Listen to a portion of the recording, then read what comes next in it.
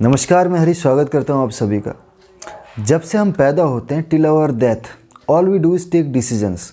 और यही जो डिसीजन होते हैं तय करते हैं कि या तो हम लाइफ में बहुत ज़्यादा सक्सेसफुल बनेंगे या एक एवरेज लाइफ जिएंगे या फिर हो सकता है उससे भी बुरा कुछ।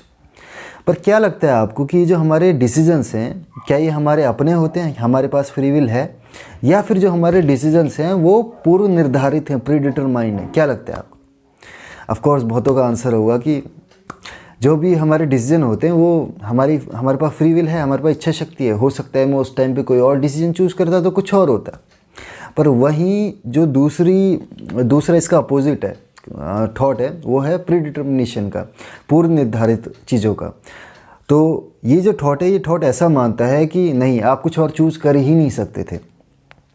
अगर आपने उस वक्त ये चीज़ चूज़ की थी तो आपको चाहे 1000 मौके दे दिए जाएं टाइम रिवर्स करके, और अगर आपको ना पता हो कि आपके साथ ये घटना दोबारा घटित हो रही है तो आप हर बार वही डिसीजन चूज़ करोगे जो कि आपने पहली बार में चूज़ किया था। तो ये है पूर्व निर्धारित चीज़ें, यानी प्री डिटरमाइंड चीज़ें, यानी भाग्यवाद कह सकते हैं आप इसे, कि हर चीज़ पूर्व डिटरमाइंड है। ठीक, तो ये तो क्वेश्चन समझना हो गया कि चलो प्रश्न हमारे समझ में आ गया कि पूर्व निर्धारित और फ्री विल का मतलब क्या है, इच्छा शक्ति का मतलब क्या है।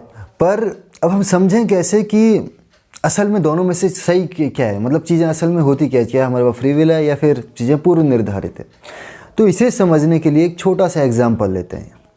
मान के चलिए आप कहीं बाहर तपती धूप से आ रहे हैं और जैसे आप घर में आते हैं तो आपके पास सामने एक ठंडा पानी रखा हुआ है और एक गर्म पानी रखा हुआ है। तो आप क्या चूज़ करेंगे?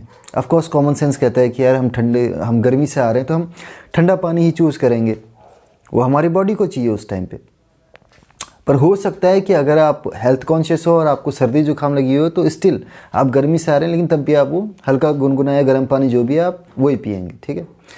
या फिर हो सकता है कि आपके सामने मैं बैठा हूँ और आपको पता है कि यार इस बंदे ने एक वीडियो बनाई थी कि चीज़ें पूर्व निर्धारित होती हैं, और अगर मैं गर्मी से आ रहा हूँ तो मैं ठंडा पानी ही पीऊँगा, और आप सोच रहे हो कि नहीं, अब मैं ठंडा पानी पीऊँगा ही नहीं, सामने बैठा हुआ है, मैं गर्म पानी चूज़ करूँगा।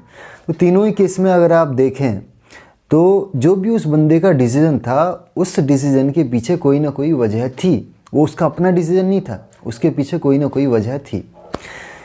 तो इस एग्जाम्पल से आपको हल्का फुल्का अंदाज़ा हो गया होगा कि कहीं ना कहीं चीज़ें पूर्व निर्धारित हैं।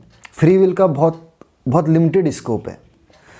ये तो हल्के फुल्के अंदाजे होने की बात है, लेकिन अगर आपको डिटेल में जानना है, मतलब अगर आपको पूरा कंफर्म करना है कि वाकई में क्या फ्री विल होती है या फिर चीज़ें प्री डिटरमाइंड होती हैं, तो आपको डिसीजन मेकिंग का मैकेनिज़्म समझना होगा। अब डिसीजन मेकिंग का मैकेनिज़्म क्या है? डिसीजन मेकिंग का मैकेनिज़्म आप कंप्यूटर की एनालॉजी से बहुत अच्छी तरीके से समझ पाएंगे। जैसे मान के चलिए कंप्यूटर है, तो कंप्यूटर में क्या चीज़ें होती हैं? मेनली 3 चीज़ होती हैं। एक इनपुट डिवाइसेस, दूसरा उसका प्रोसेसर, और तीसरा आउटपुट डिवाइसेस।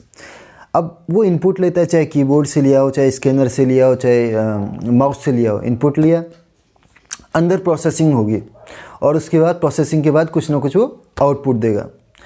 अब यहाँ पे जो ये प्रोसेसिंग वाला पार्ट है ना, ये बहुत इंपॉर्टेंट है। अब ये जो प्रोसेसिंग हो रही है ये डिपेंड करता है कि वो जो प्रोसेसर है, उस प्रोसेसर पे ऑपरेटिंग सिस्टम में सॉफ्टवेयर कौन सा चल रहा है उस टाइम पे।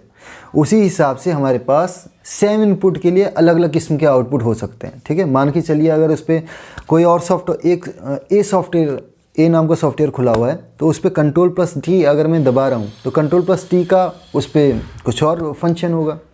और अगर कोई और बी नाम का सॉफ्टवेयर खुला हुआ है, उस पर मैं अगर Ctrl+T दबा रहा हूँ तो उसका कुछ और एप्लीकेशन होगा वहाँ पे। तो इसका मतलब है कि जो आपका इनपुट है, वो इनपुट डिपेंडिंग अपॉन उस प्रोसेसर पे सॉफ्टवेयर कौन सा डला हुआ है, आउटपुट अलग अलग दे सकते हैं। अब सेम एनालॉजी को हम इंसानों पे अप्लाई करके देखते हैं। हमारे पास जो इनपुट सिस्टम है, इनपुट डिवाइसेस हैं, वो हमारे पास क्या क्या है? वो हमारे पास है, ये हमारा स्किन कह सकते हैं, हमारी आइज़ कह सकते हैं। मेनली ये जो हमारे पास 5 इनपुट सेंसर्स होती हैं। ठीक है। कान हो गए, हमारे आँख हो गई, नाक हो गई, टेस्ट बड्स हो गई। ठीक है। ये हमारी स्किन हो गई।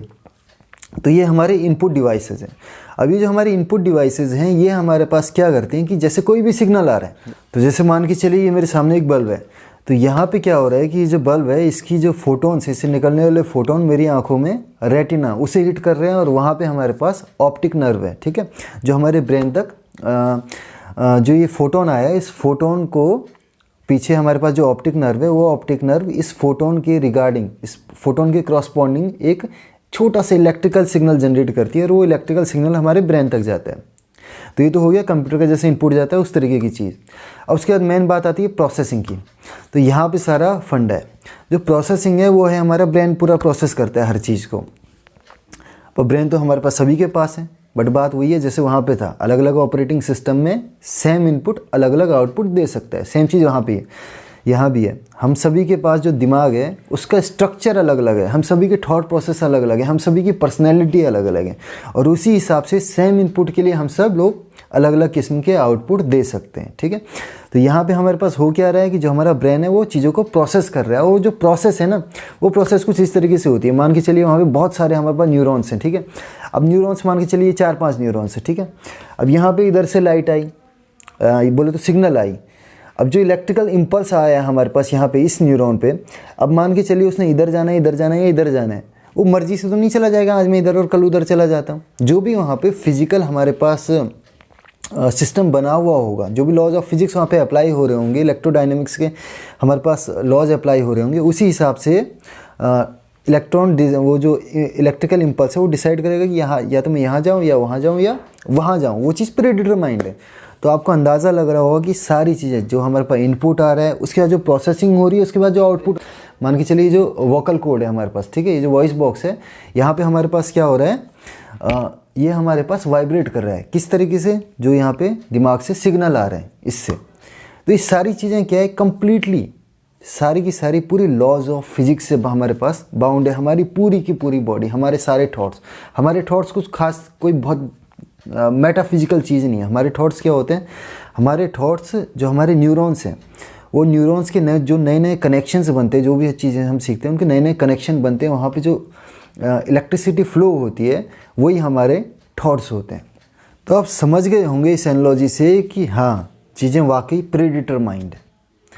बट जब हम ये कहते हैं कि चीज़ें वाकई सारी प्री डिटरमाइंड हैं, जो भी मैं करूँगा, ठीक है, जैसे मैं ये वीडियो बना रहा हूँ, तो ये वीडियो देखने वालों के लिए मैं एनवायरनमेंट हो गया, और वो जो मुझे इनपुट देंगे, ठीक है, वो वहाँ पे कमेंट करेंगे, फीडबैक देंगे, जो भी करेंगे, तो वो मेरे लिए एनवायरनमेंट हो गया। तो मैं आपके लिए और आप मेरे लिए एनवायरनमेंट हो। अब जहाँ पे मेन बात थी, जो प्रोसेसिंग की बात थी कंप्यूटर के लिए, वो हमारे पास ब्रेन की बात है।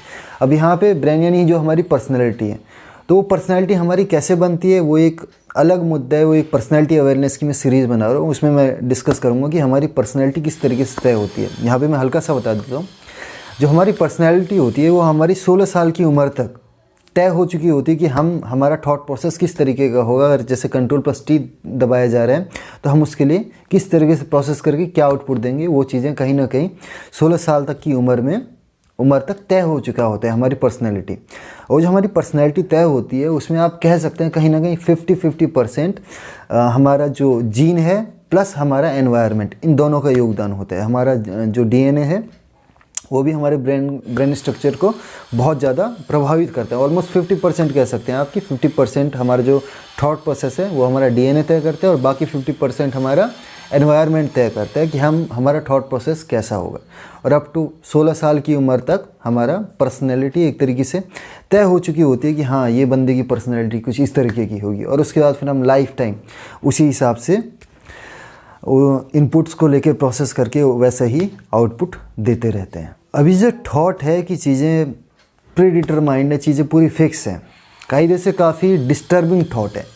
मतलब सोच के देखिए यार, अगर सब कुछ फिक्स है, मेरा ये वीडियो बनाना फिक्स था, जो लोग देख रहे हैं उनका देखना फिक्स था, देखने के बाद उनके माइंड में जो थॉट आएंगे वो पहले से निर्धारित थे, वो थॉट आने के बाद वो किस तरीके से आगे काम करें। अगर हर चीज़ पूरी निर्धारित है तो फिर जीने का क्या मतलब है? तो है ना डिस्टर्बिंग थॉट। मतलब बड़ा होपलेस कर देने वाला थॉट है एक तरीके से। पर निराश होने की ज़रूरत नहीं है। क्यों?